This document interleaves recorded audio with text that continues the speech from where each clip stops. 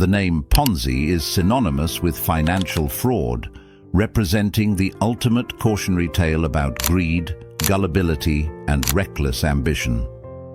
Yet the man behind the infamous Ponzi scheme, Charles Ponzi, was a hapless dreamer with a scant understanding of finance or long-term strategy.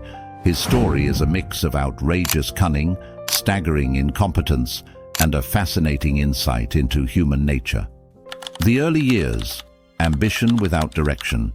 Born Carlo Pietro Giovanni Guglielmo Tebaldo Ponzi on March 3, 1882, in Lugo, Italy, Ponzi grew up in a modest household. Despite his family's lack of wealth, Ponzi dreamed of living extravagantly. In 1903, he immigrated to the United States with grand aspirations but little preparation. Initially, Ponzi struggled. He worked as a dishwasher, waiter, and clerk, but his knack for making enemies and his lack of financial discipline often left him unemployed. His early years in America were marked by failure, debts, and minor scams. At one point, he served time in a Canadian prison for forging checks and in another for smuggling Italian immigrants into the United States. The origins of the Ponzi scheme. Ponzi's moment of accidental infamy began in 1919, when he stumbled upon a seemingly minor inefficiency in the international postal system. He learned about international reply coupons, IRCS, certificates that could be exchanged for postage in different countries. Due to currency fluctuations after World War I, Ponzi noticed that IRCs purchased in some countries were significantly cheaper than their redemption value in others. Theoretically, Ponzi could buy IRCs in a country with a weak currency, redeem them in a stronger economy, and pocket the difference. However, this arbitrage required significant logistical coordination and capital, neither of which Ponzi had. Instead of executing the plan, Ponzi used it as a facade for an entirely different operation. The scam unfolds. Ponzi launched the Securities Exchange Company in 1920, promising investors jaw-dropping returns of 50% in 45 days or 100% in 90 days. This was far higher than the 5.6% annual returns from banks at the time. Ponzi claimed he could deliver these profits by exploiting the IRC arbitrage opportunity. But in reality, no such large-scale transactions ever occurred.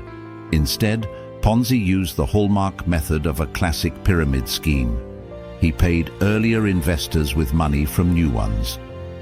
As word of the extraordinary returns spread, money poured in from all directions. By mid-1920, Ponzi was raking in up to $250,000 per day, equivalent to over $3 million per day in today's money. The rise of a financial genius. Charles Ponzi's rise to fame was swift and astonishing. In less than a year, he transformed from an obscure immigrant with a questionable past into a household name. Newspapers of the time lionized him as a financial visionary, dubbing him the Wizard of Finance. His charm and confidence captivated both the press and the public, who eagerly bought into his promises of extraordinary wealth. Ponzi's newfound fortune enabled him to adopt a life of unprecedented luxury. He purchased a grand mansion in Lexington, Massachusetts, complete with opulent furnishings and elaborate gardens. Ponzi was frequently seen wearing tailored suits, flashing expensive jewelry, and chauffeuring around town in a custom-designed luxury car. His generosity was equally theatrical. He showered his wife, Rose, with extravagant gifts and even repaid old debts to past acquaintances to bolster his reputation as an honorable businessman. The spectacle of Ponzi's success added fuel to the frenzy. Crowds gathered daily outside his office, clutching their life savings in hopes of doubling them within weeks. His charisma and apparent mastery of the market turned skepticism into adulation, with some mortgaging their homes or liquidating family heirlooms to invest. Ponzi embodied the American dream at its most seductive, a self-made man turning rags into riches with promises to share the wealth with anyone daring enough to follow him. Yet, beneath this gilded facade, the reality was far less glamorous. Ponzi never executed the complex arbitrage involving international reply coupons, IRCs, that he touted as the source of his success. The logistics of his claimed scheme, buying and redeeming IRCs at scale, were virtually impossible.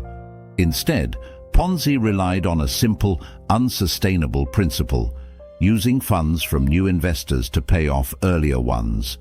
He neither reinvested the funds nor kept any semblance of proper financial records, leaving the entire operation teetering on the edge of collapse.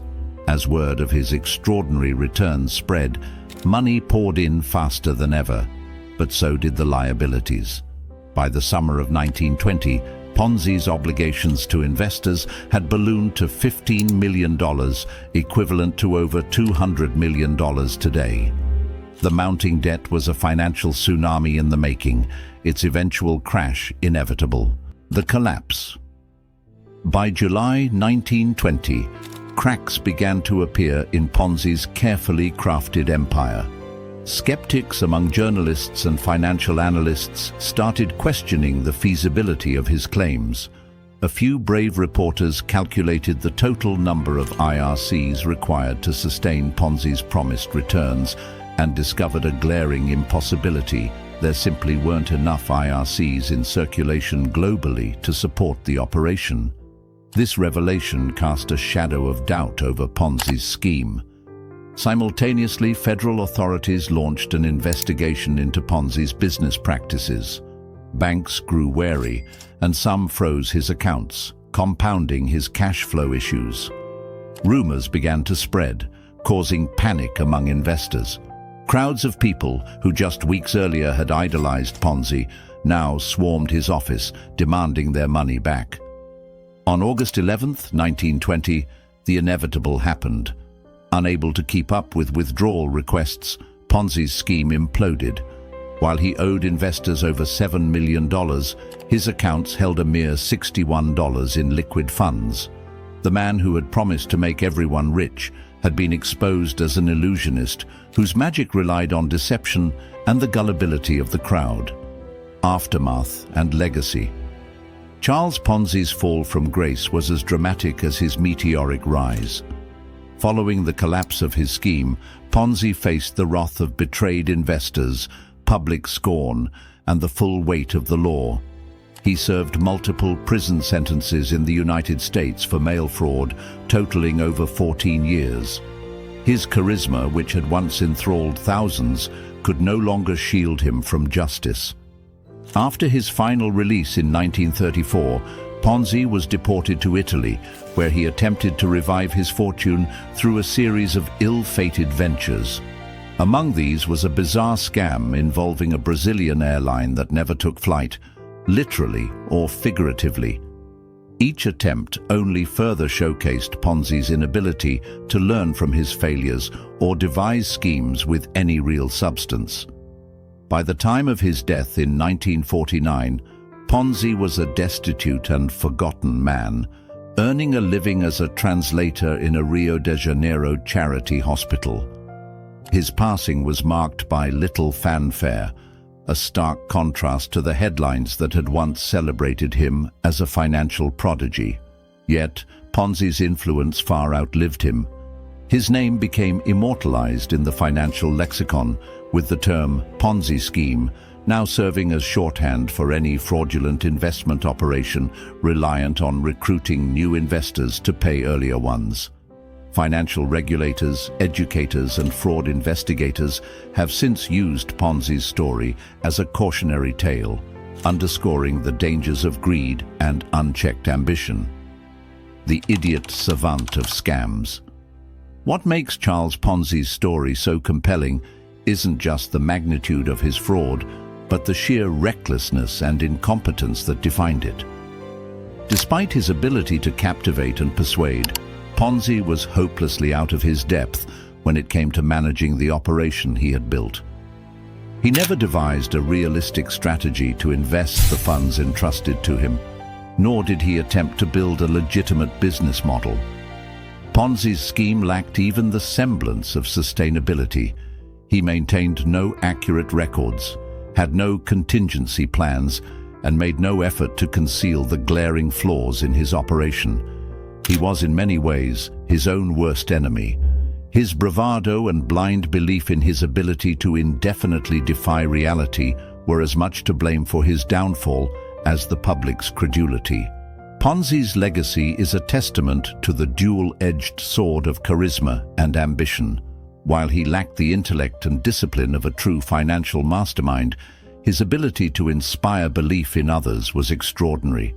His story remains a sobering reminder that behind every glittering promise of untold riches, there may lurk a ticking time bomb. Lessons for the modern era. Ponzi's story remains relevant today. Modern financial frauds like Bernie Madoff's infamous scheme are essentially sophisticated versions of Ponzi's rudimentary scam. The critical elements, unsustainable promises, reliance on new investors, and human gullibility are the same. For investors, the lessons are clear. 1. If it sounds too good to be true, it probably is. 2. Trust but verify. 3. Understand what you're investing in. For regulators and governments, Ponzi's saga highlights the importance of vigilant oversight to protect the public from schemes that prey on their trust and aspirations. In the end, Charles Ponzi was not a financial genius, but a tragicomic figure, an incompetent dreamer who stumbled into infamy. His story serves as both a warning and a reminder of the enduring appeal of easy money and the disastrous consequences of chasing it. Enjoyed the content? Don't forget to like, subscribe, and leave a comment to share your thoughts and keep the conversation going. Your support means the world.